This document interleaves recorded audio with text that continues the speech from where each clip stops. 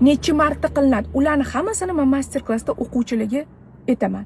Endi yumay terapiya o'zi nima deganini ham ko'pchilik bilmaydi. Bizda massaj sohasidagilar bu texnikani hech qaysini men sizlarga ko'rsatayotganimni bilishmaydi. O'ndan birlarini men profillarda qo'yyapman, ko'rishyapti, o'rganishyapti.